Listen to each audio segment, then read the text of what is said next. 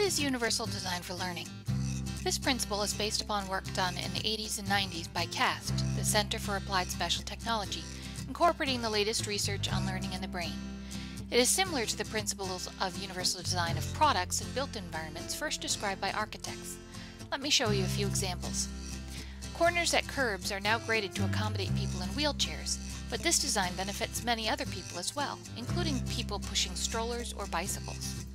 Subtitles were originally intended to provide closed captioning for people with hearing impairments, but it also benefits people at the gym who want to watch a show while they are working out. I put subtitles on when I want to watch an instructional video and don't want to distract anyone else at home. It also helps ensure I haven't missed any of the content. Faucets with levers were designed to assist people with limited hand mobility or strength, but I love the fact that I can wash my hands after cutting raw meat without getting the faucet dirty. Of course, it was designed to provide access for people with a disability, but it makes things easier for me too. The same is true for universal design for learning. When we design a lesson to accommodate a special need, we make the learning experience better for everyone. Let's unpack this term. The first word, universal, means that the instruction is used and understood by everyone. This can be a challenge because of the diverse learner strengths, needs, and interests. The old model of education had us teaching to the average learner. When I was learning to be a teacher, I was told to teach to the middle. With universal design for learning, we try to address every learner. The word design refers to building curriculum to help learners gain knowledge, skills, and enthusiasm for learning.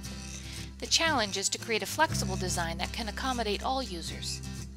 Think for a moment about a fixed structure in an earthquake. It will crumble and begin to fall.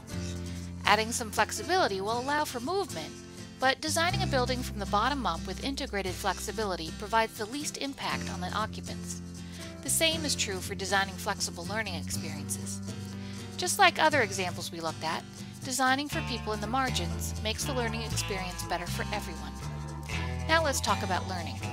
Cognitive neuroscience has identified many structures of the brain that are involved with the learning process. They can be grouped into three areas. The back of the brain, where the parietal, occipital, and temporal lobes are located, handles all of the recognition tasks in learning, such as how we gather facts and categorize what we see, hear, and read. Identifying letters, words, or an author's style are recognition tasks. You can think of the recognition network as the what of learning. The frontal lobes are responsible for planning and performing tasks, such as how we organize and express our ideas. Writing an essay or solving a math problem are strategic tasks. You can think of skills and strategies as the how of learning. At the core of the brain is the limbic system, which regulates how learners get engaged and stay motivated. Challenge, excitement, and interest are all affective dimensions. The caring and prioritizing networks in the brain are the why of learning. Put all of this together and you have universal design for learning. So how do you do it?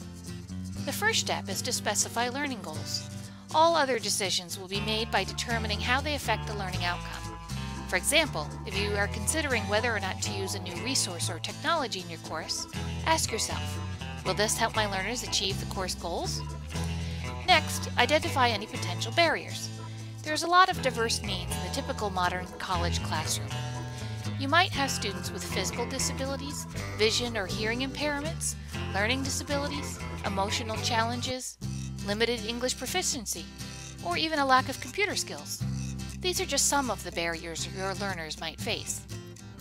The next step is to consider these potential barriers as you address each stage of the course design process. Using the Universal Design for Learning principles will help to create flexibility in your curriculum. The first principle is to provide multiple means of representation, with the goal of building resourceful, knowledgeable learners. Present your course content and information in multiple media with various supports. You can do this by activating or supplying background knowledge, illustrating with multimedia, and offering ways of customizing the display of information. The second principle is to provide multiple means of action and expression with the goal of growing strategic, goal-directed learners. Give your learners options to present what they know. The third principle is to provide multiple means of engagement with the goal of creating purposeful, motivated learners. Offer choices to your students to improve interest and autonomy. encourage risk-taking and the opportunity to learn from mistakes. Now that you have a fundamental understanding of Universal Design for Learning, let's look at how to apply it to your online courses. This great article from the University of Arkansas at Little Rock provides 10 simple steps towards Universal Design for Learning of online courses. Step 1 is to develop content first, then design. Provide simple, consistent navigation. Include an accommodation statement. Choose your technology tools carefully. Model and teach good discussion board etiquette. Use color with care.